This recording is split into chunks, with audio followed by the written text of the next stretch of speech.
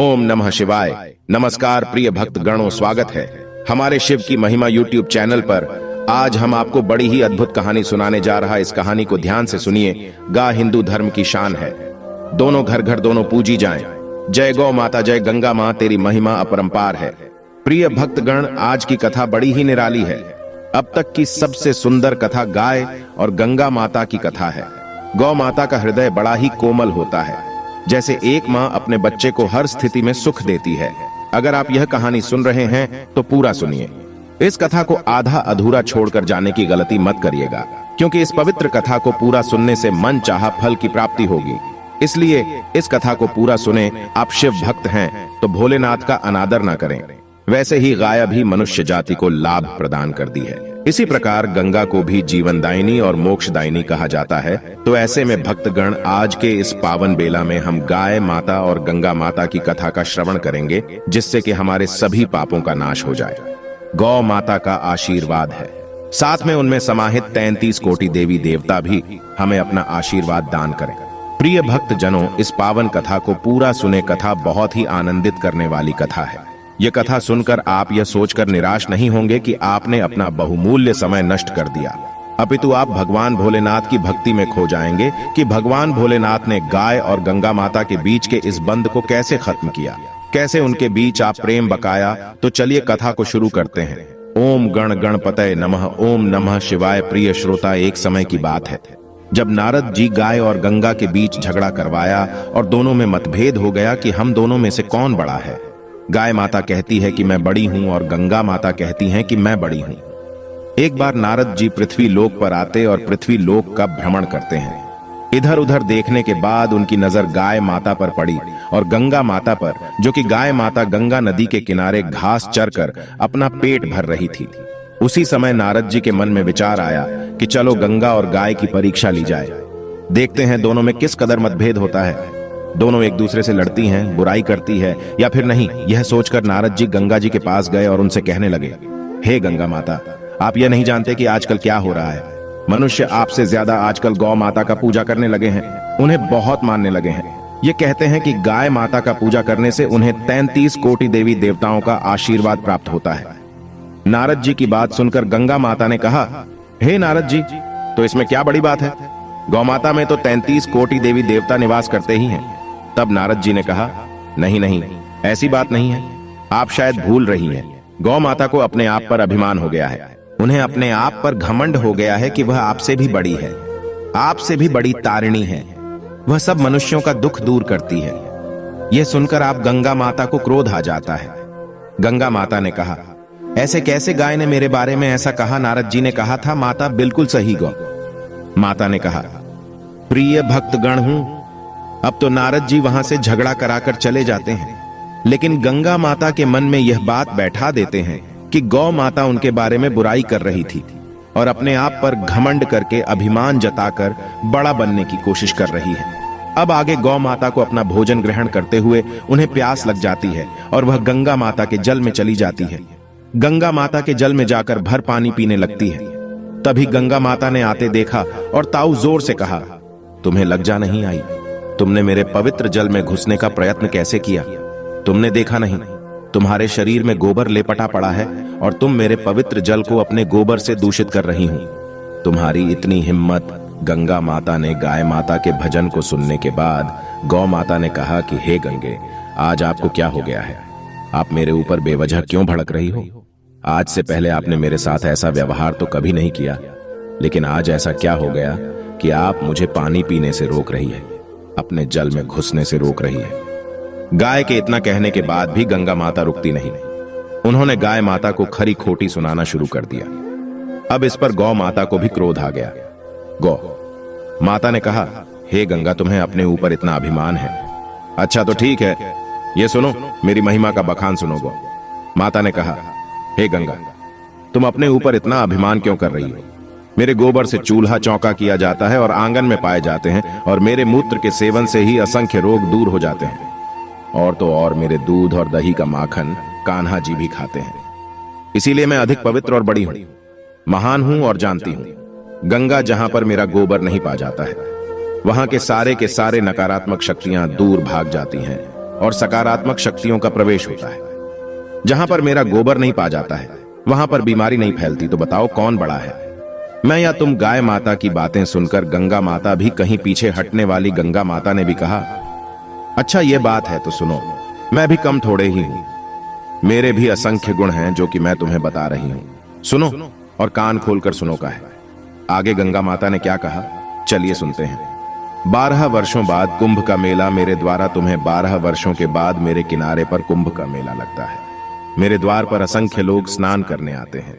जल्द से मेरे जल में स्नान करने से भक्तों के भाग्य जाग जाते हैं। और तो और मैं शिव जी के जटाओं के बीच से निकली, यह कोई साधारण बात है। भगवान भोलेनाथ ने मुझे स्वयं अपने शीर्ष पर धारण किया है। अगर तुम्हारे दूध और दही को बड़े चाव से खाते हैं तो मेरे ऊपर भी देवाधिदेव महादेव की कृपा है।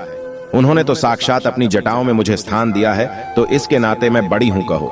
तुम्हारे पास अब कोई शब्द है अपनी बड़ाई करने के लिए? गंगा माता की बात सुनकर गौ माता ने कहा, अच्छा यह बात है, चलो तो सुनो मैं जो तुम्हें सुनाती हूं। हे गंगा, मैंने देखा है तुम्हारे घाट पर कुंभ का मेला लगता है। इसके बारे में तुम अधिक बड़ाई ना करो तो अच्छा है। मैंने देखा है तुम लोग जनों के साथ कैसा व्यवहार करती हो। तुम्हारे इस मेले में इतना भगदड़ मचा है कि कितने लोग मारे जाते हैं, कितने घायल हो जाते हैं, और तो और कितने लोग हो जाते हैं। अब बताओ तुम्हारा यह मेला कैसे पवित्र हुआ? मेरी वजह से मनुष्य के हर कष्टों से दूर होकर अंतकाल में मरने के बाद बेहतरनी नदी को आसानी से पार करके स्वर्ग लोक को जाता है। और तो और मेरी वजह से सुना आंगन हरा भरा और खुशियों से भर जाता है। पूरा आंगन हरा भरा हो जाता है तो है गंगा, सुना तूने मेरी मेहताब, फैसला करो कि कौन बड़ा है तुम बढ़िया में। प्रिय भक्त जनों, गंगा और गाय की लड़ाई तो खत्म ही नहीं हो रही थी। धीरे धीरे यह लड़ाई और भी अधिक बढ़ती जा रही थी। एक दूसरे के ऊपर शब्दों के बाण छोड़े जा रहे थे, एक दूसरे को शब्दों से घायल किया जा रहा था। इस तरीके से गंगा और गौमाता आपस में एक दूसरे से तुलना करने लगती है। गंगा कहती है मैं बड़ी हूं और गाय कहती है मैं पढ़ी हूं। अब आप ही बताइए भक्त गणों की इस समस्या का समाधान कैसे होगा? क्योंकि एक कारण है और एक उदाहरण है। जब दोनों लोग कहने लगे कि मैं बड़ी ही हूं, तो व्यक्ति असमंजस में पड़े ही जाएगा।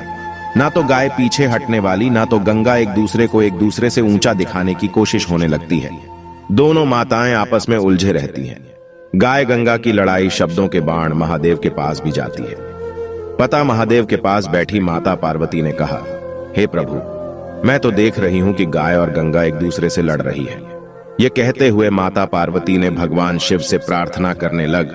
तत्पश्चात वहां पर नाराजगी आ जाते हैं। तब भगवान शिव जी ने कहा, हे नारद जी, यह लड़ाई कैसी हो रही है? गंगा और गाय एक दूसरे से लड़ क्यों रही है? तब नारद जी ने कहा, हे प्रभु, मैं आपको क्या कहूं? मैंने सोचा कि परीक्षा लिया जाए कि गाय और गंगा एक दूसरे से लड़ती है या नहीं, या एक दूसरे का सम्मान करती है या फिर लौट जाती है। लेकिन प्रभु, मुझे यह याद नहीं था कि गाय और गंगा इस तरीके से भयंकर रूप से लड़ पड़ेगी और एक दूसरे के ऊपर शब्दों के बाण छोड़ना शुरू कर देंगे। यह प्रभु, मैंने तो यह परीक्षा ले लिया। अब आप ही इस परीक्षा का समापन कीजिए, मेरी आपसे विनती है।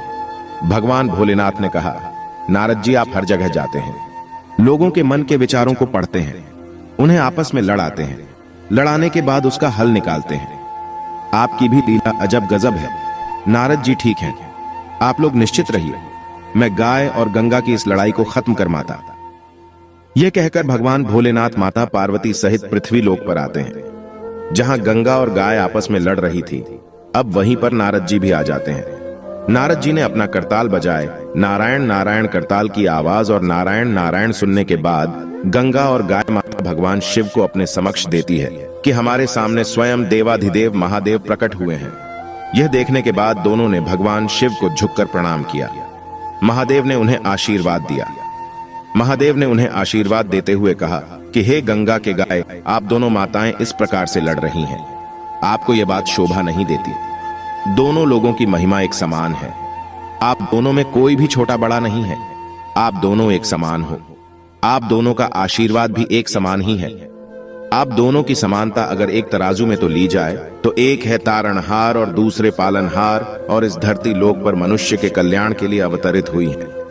इसीलिए आप दोनों आपस में द्वंद्व छोड़ दें और मनुष्यों के कल्याण के लिए जुट जाइए। भगवान शिव भोलेनाथ ने आगे कहा कि जिस पोखर और ताला तथा इसी जलवासी को गौ माता लगते हुए पार करती हैं, तो वह गंगा, यमुना, सरस्वती तथा सिंधु आदि नदियों के समान ही पवित्र हो जाती हैं। गोधूलि बेला अर्थात जिस समय चरवाहे गाय को जंगल से चलाकर घर वापस लाते हैं, उस समय गाय के घरों से उत्पन्न हुई धूल अर्थात धूल यदि किसी पर पड़ जाए तो उसके समस्त पाप नष्ट हो जाते हैं। साथ ही साथ दरिद्रता रूपी अलक्ष्मी को नष्ट करने वाली भी होती है। तो हे को आपकी महिमा भी अपरंपार है। आगे भगवान शिव ने गंगा के बारे में कहा, हे गंगा, आपको मोक्षदायिनी के रूप में जाना जाता है। ऐसा इसलिए क्योंकि पौराणिक काल से यह मान्यता है कि गंगा में स्नान करने से सभी पापों का नाश हो जाता है, अंततः पुण्य की प्राप्ति होती है। विशेष दिन जैसे अमावस्या या पूर्णिमा के दिन आपके जल में जो कोई भी स्नान करता है तो उसे समस्त देवी देवताओं का आशीर्वाद प्राप्त होता है कि गंगा आप सभी सुखों को प्रदान करने वाली है। आपके जल से व्यक्ति पवित्र हो जाता है, उसके सभी पाप, कष्ट, रोग और दुख मिट जाते हैं। इसलिए आप दोनों एक समान हो, तो मैं आशा करता हूं कि आप दोनों को मेरी बातें समझ में आ गई होगी। यह कहकर भगवान शिव जी वहां से अंतर्ध्यान हो गए। अब गौ माता और गंगा माता एक दूसरे से क्षमा याचना करती है, खुशी पूर्वक अपने अपने रास्ते लोक कल्याण के लिए निकल पड़ती है और वहां से नाराज जी भी नारायण नारायण करते हुए चले जाते हैं। तो प्रिय भक्त जनों, प्रेम से बोलिए ओम नमः शिवाय। इस वीडियो को बोलते समय कोई त्रुटि हो तो मैं क्षमा चाहता हूं। उम्मीद है कि आप सभी को यह वीडियो अच्छी लगी होगी। अगर आप शिव के सच्चे भक्त हैं तो चैनल को सब्सक्राइब और वीडियो को लाइक करके कमेंट में हर हर महादेव लिख दीजिए।